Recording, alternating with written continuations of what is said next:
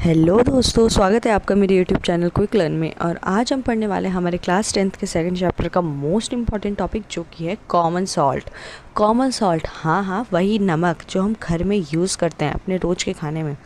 NaCl is the common salt that is used in our day to day life. ठीक है, आप क्या imagine कर सकते हैं अपना खाना without salt? It is not possible to imagine our life without salt. हर चीज़ में नमक होता है, मतलब हर चीज़ में। ओके, सो अगर चैप्टर वाइज देखें तो क्या इंपॉर्टेंस इसकी? By now you have learn that the salt form by the combination of hydrochloric acid and sodium hydroxide solution is called sodium chloride. अभी तक हम इतना तो जान ही चुके हैं कि जो सॉल्ट हम यूज़ करते हैं NaCl, वो कहाँ से बन रहा है? HCl हाइड्रोक्लोरिक एसिड और NaOH सोडियम हाइड्रोक्साइड के सोल्यूशन को जब हम मिक्स करते हैं तो इस रिएक्शन के दौरान NaCl और H2O रिलीज़ होता है। ओके, तो this is the salt that you use in food. यही वो सॉल्ट है जो हम अपने खाने में यूज़ करते हैं। Sea water contains many salts dissolve in it. अब जो सी वाटर होता है उसमें बहुत सारे तरह के सॉल्ट्स होते हैं, केवल NaCl ही नहीं होता है। NaCl के अलावा बहुत सारे सॉल्ट्स होते हैं जो कि उसमें डिज़ोल्व होते हैं। ठीक है, deposits of solid salt are also found in the several parts of the world. अब कई पार्ट्स में वर्ल्ड के, अब देखो सॉल्ट की प्रेजेंस बता रहे हैं वो कि कहाँ कहाँ सॉल्ट प्रेजेंट होता है। एक तो उन्होंने बता दिया जो सीज़ होता है, ओशियंस होते हैं, उसमें होता है सॉल्ट डिज़ोल्व। ठीक है, वाटर में सॉल्ट डिज़ोल्व फॉर्म में होता है और केवल NaCl ही नहीं प्रेजेंट होता है वहाँ। NaCl के साथ और भी कई तरह के सॉल्ट्स होते हैं उस वाटर में डिज़ोल्व। ओके, नेक्स्ट कहाँ मिलता है? दुनिया के अलग अलग पार्ट्स में रॉक सॉल्ट मिलता है। मतलब जो सॉल्ट है वो रॉक की फॉर्म में क्रिस्टलाइज हुआ रहता है और उस फॉर्म में हमें मिलता है। ठीक है, इसका कलर कई बार ब्राउन भी होता है। सॉल्ट यूजुअली वाइट कलर के होते हैं, बट रॉक सॉल्ट जो होता है उसका कलर थोड़ा सा ब्राउन सा होता है। क्यों? क्योंकि उसके साथ क्या मिला हुआ होता है? बहुत सारी इम्प्योरिटीज़ मिली होती हैं। This is called rock salt. Okay, beds of rock salt were formed when sea of bygone ages dried up. Rock salt is mined like coal.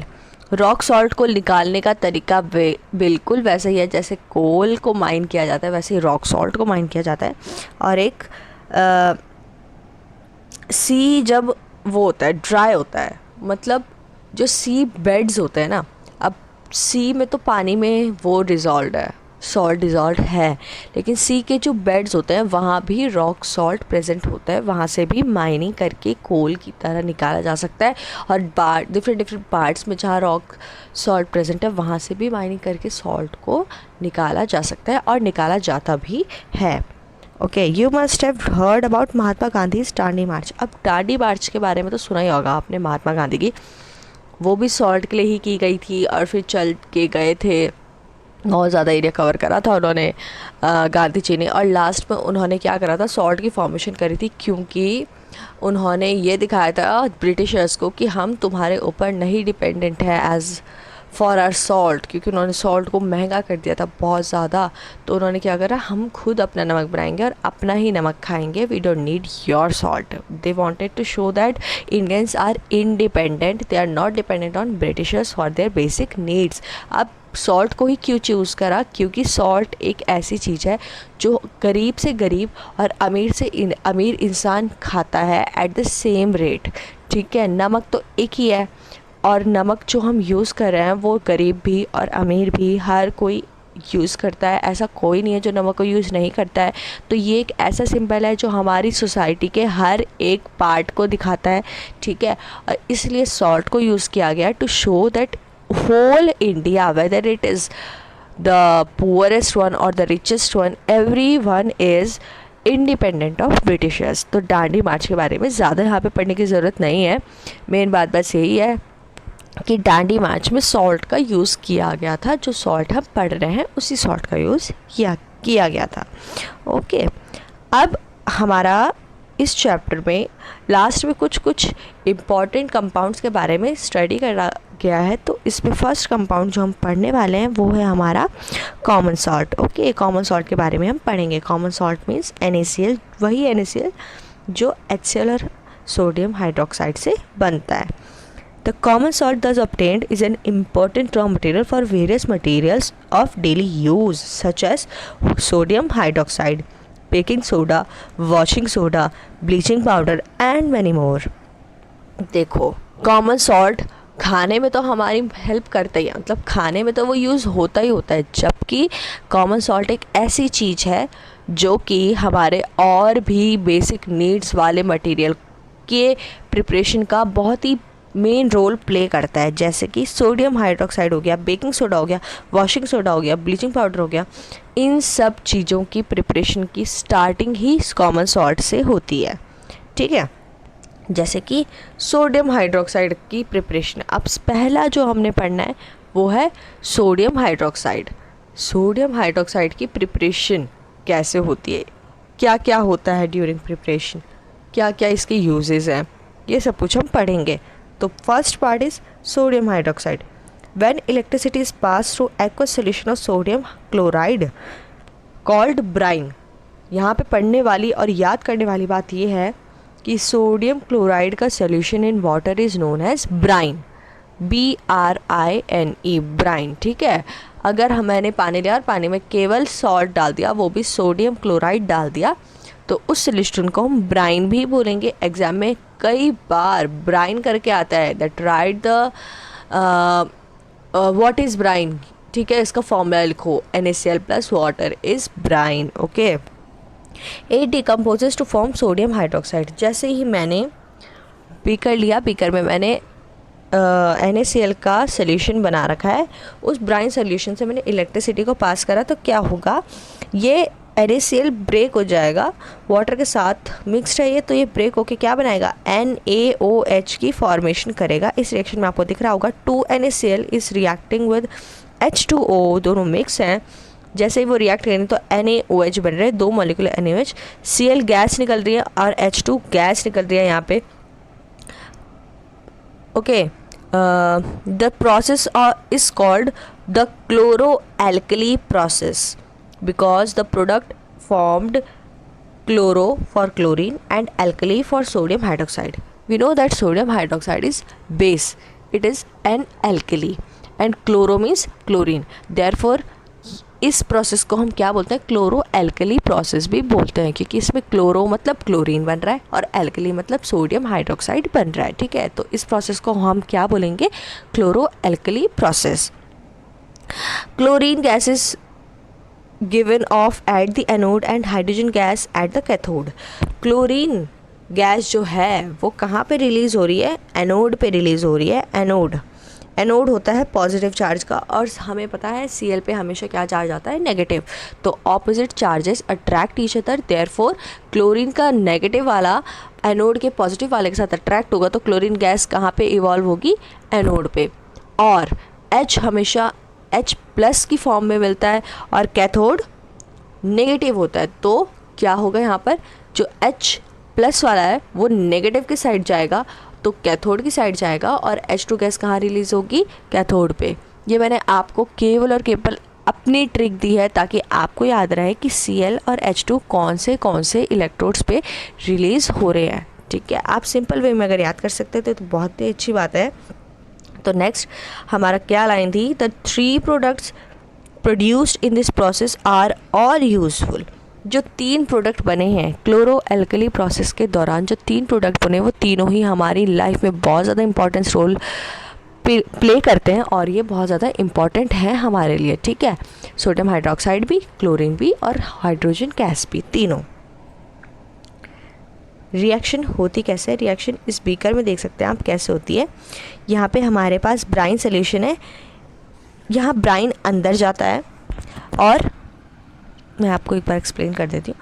इस जगह से ब्राइन अंदर जाता है, यहाँ से ब्राइन कंटेनिंग NaOH बाहर आता है। ठीक है, ये हमारे 2 इलेक्ट्रोड्स हैं, यहाँ से बाहर आएगी H2 गैस, क्योंकि ये क्या है, कैथोड, क्योंकि ये क्या है, कैथोड। ओके, और यहाँ से बाहर आएगी Cl2, क्योंकि ये क्या है, anode, this is anode. Okay, बस बाकी ये सब हो रहा है और बीच पे ये हमारे पास एक मेम्ब्रेन यहाँ पे बनाई गई है, ठीक है, which does nothing but separates the ions. जो आयंस जनरेट हो रहे हैं यहाँ पे, उन आयंस को ही सेपरेट करने का काम करती है ये। बस होपफुली आपको समझ आ गया होगा। ये हाँ इसका सेटअप है, एग्ज़ाम में कई बार बनाने के लिए भी आता है, तो आप इसे याद कर सकते हैं ताकि आपको एग्ज़ाम में अच्छे मार्क्स आएँ। ओके, तो यहाँ पे हमारा सोडियम हाइड्रोक्साइड ख़त्म होता है। हमने इसका प्रिपरेशन पढ़ लिया और क्या क्या होता है, कुछ इंपॉर्टेंट टर्म्स थी। Brine one of the most important term, another important term is chloro alkali,